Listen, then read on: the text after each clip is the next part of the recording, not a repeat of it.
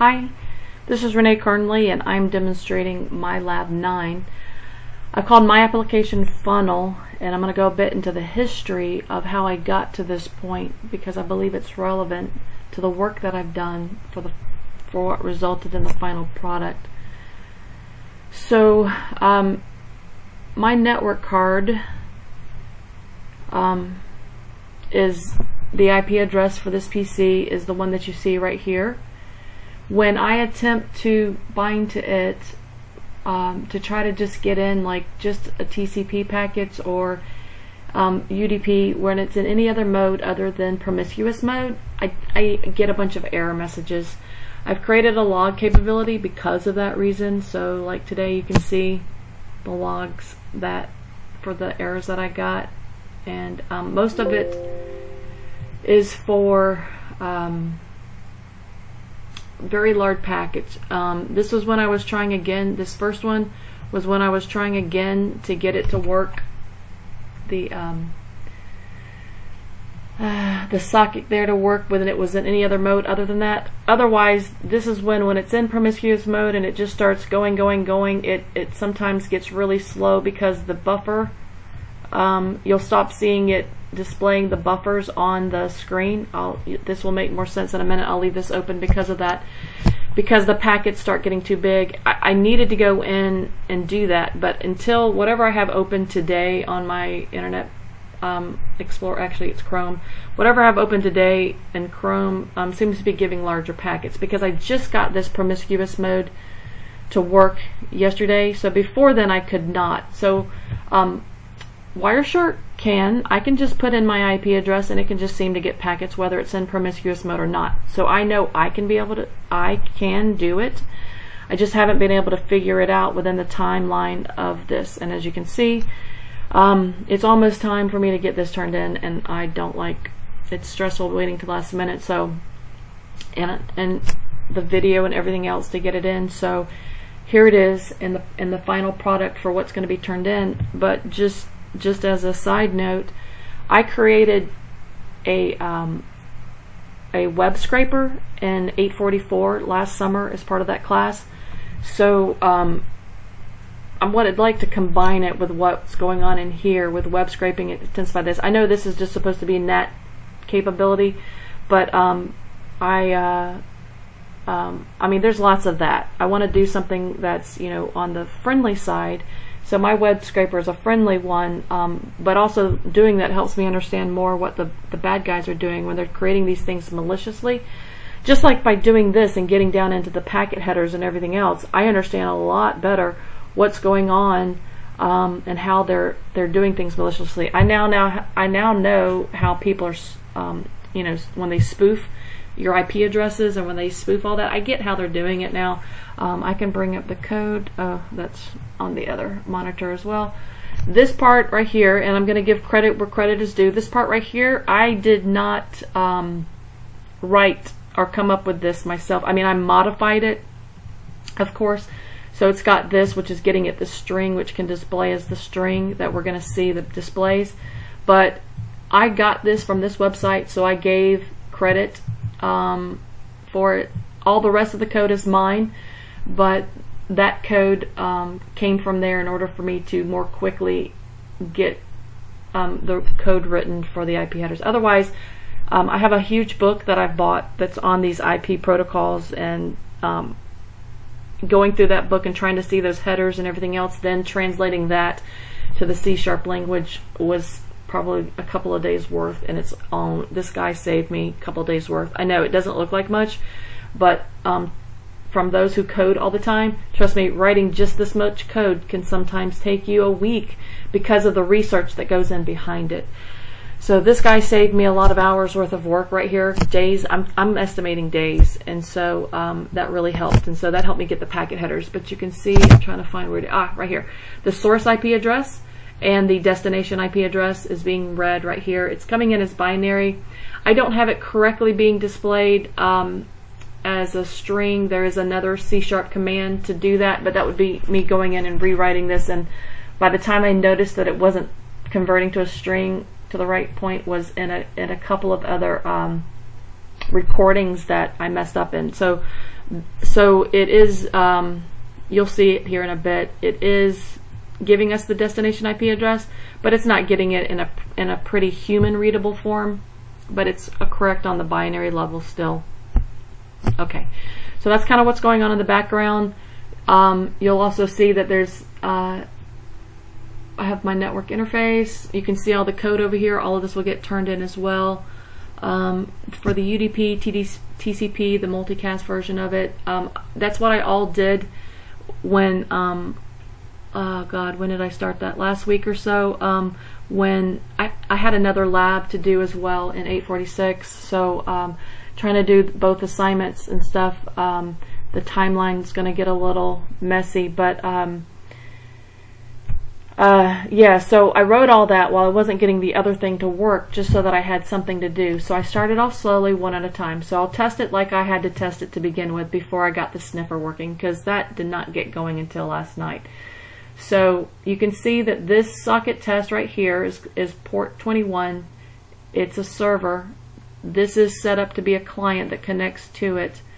And so when I connect to it, it then works by connecting to this server, and you'll see that there's no bytes over here and there's nothing going. This was great when you're just getting going with coding, that you put it in there, so I can say hello CSC 841, or I could even say hello Dr. Cronin, but I send it, you see the packets filled, and you'll notice that nothing's displaying over here. I had error messages displaying here before it went to the log, and then I had and then I just have the packets displaying. But what's going on is that part of the lab requirements were to make sure this was saved and not go anywhere, so it's queued up. So I've never lost anything, but it won't start transmitting until it's actually connected to a destination. So I have another one. I know I can also connect this to Wireshark, but since I was just so used to setting this up and using it, I'm more comfortable with this because this is how I've done most of my testing. I don't want anything else to go wrong with the video demo. So I connect now on this side. Oh wait, that's yeah, because this becomes more of a server, and you'll see that it what goes through to here and it goes through to over here. If there were more packages in the queue, it would keep sending it. So I'll show you how that part works now by turning on the sniffer. Now the sniffer, like I said, when it gets really large packets, it doesn't send those. Instead, error message are going to the log. So anytime you see it pausing and not transmitting, that's what's going on. That also needs to be a mod, but there's no time to do that. So here we go. It's connecting to the sniffer. It starts getting them through, and you'll see that it's yeah. See, when it's freezing like that, that's when it's getting packets that are larger than that buffer, and then it starts going again with the ones it can actually send. So I'm going to go ahead and stop this because it'll keep going, and then it's easier to read when it's when it's turned off, because I didn't create a pause button. That'll come in the next version, alright, because I'd like to add this on to other applications that I've done and continue getting the versions of it. I started doing firewall type stuff before I got it working with the promiscuous mode, so you can add in IP addresses to say, hey, no, I don't want this IP address. You have to turn that on though, and my checker is backwards. I didn't notice that. That's just a alright, built-in C#, so you'd think that wouldn't be backwards. That's funny. Okay, anyway, so we're not using that for this purposes because that's not what was part of the lab. That's just part of, because I didn't know what else to do at the time when I couldn't get this working, to actually kind of go in and be able to read the IP header, because obviously doing this, I wasn't getting the headers like I would on a packet from the World Wide Web, on a real packet. So this device seems to kind of create some packets, but as you see, like over here, I have mine go away, so it just displays each packet each time. This, because I don't have any control over this. This one just keeps putting. See, everything's there. It does not go away. You actually have to clear this before you can see the next packets. So this is basically it in a nutshell. I created a help thing, and it also comes up down here on the bottom. So that is it, just to kind of give you some info. This kind of inspired that. when I was like banging my head about the other stuff that wasn't working. I just created that because that was, other than kind of the graphics and the time to do it. But C# does make GUIs a lot more user friendly than a lot of other things. Then I have the user's manual, which pops up in PDF here. Where did it go? Okay, I don't see it. I don't see it opening.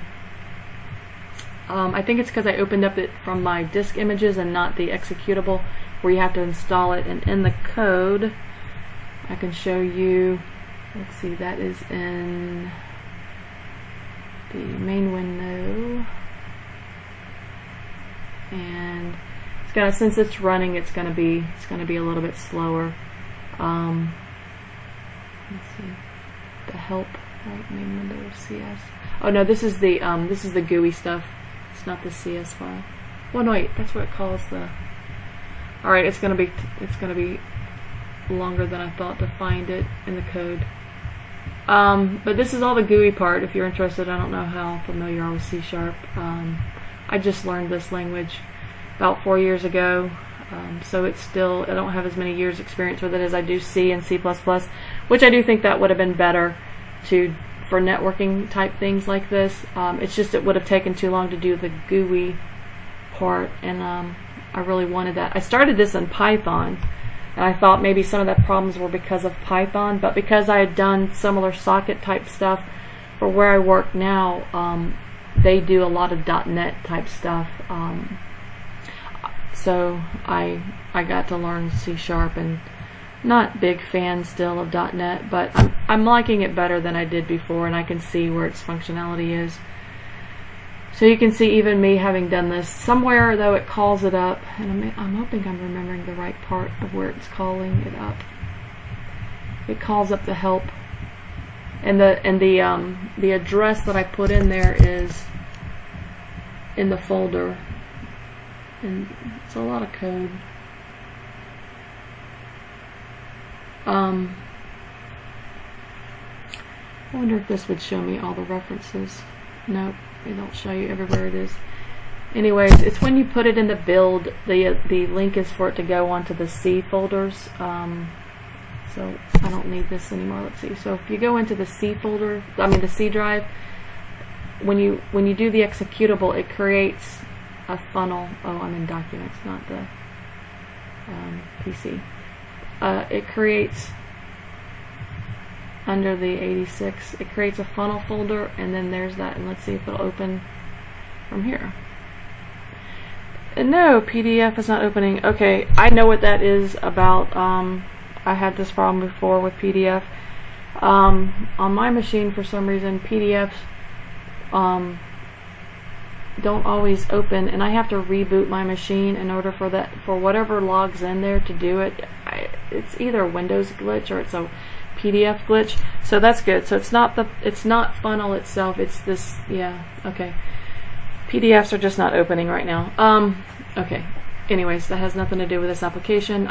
Oh no, I can't show you I could show you the user's guide in the Word version, but I'm turning it in as part of my lab report, so it is in here, and I'm turning in that PDF, but since PDFs won't open, I'm opening up the Word version, and so this is the same thing you're going to see, but I just named it something different as the lab report. And so this is just sort of a basic user's guide, and so I added this functionality in, so it kind of explains everything, and all the bells and whistles that I put in. And anyways, let's see, I think I have shown everything now.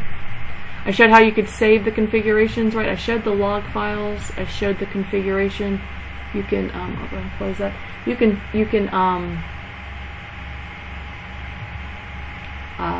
save the configuration. So like if I were to clear this, I can go to this log and I can open up this configuration. And it's this one, this is the default one, but the backup one should be exactly the same, because I don't think, I just saved it, because if you ever accidentally, it's a good idea to have a backup, because this one doesn't. If you clear this list and then you close it, I have it automatically saving, because I did that more than once where it closed and then I was like, it's gone. all my settings, and then it takes time to re-enter all of that, especially when I had 10 going just to test it. And I only did that because I was just trying to give things to do and just to see the functionality of what it could possibly be, which is part of why I called it funnel. It takes all of these in and it sends it to this one destination. Because I ran out of time and I just got it working last night, and then I still tried this morning to get it to where I could just read that one IP address. It's like it just was too much code and too much time to get it done within the frame of the deadline here, which is in an hour. So I've got to wrap this up. Thank you for a great semester. I am now more motivated towards networking things, and I enjoyed this semester way better than the 840 one. That semester, I did not like, but this one I've actually started to enjoy and like networking. So thank you, and I hope you like funnel. I really will continue to grow and expand on its functions and capabilities. I'm going to incorporate probably the knocker and then the scrapper that I did in 844, the web scrapper. I think I called it Scrappy. No, I didn't, because there was something else out there already called Scrappy, so I called it something else. Can't remember now. Anyways, all right, but nothing else out there was called funnel, so funnel's all mine. But I did borrow this from one of those free open source, the little graphics out there. Anyways, all right. Cheers. Have a great summer, and happy Friday.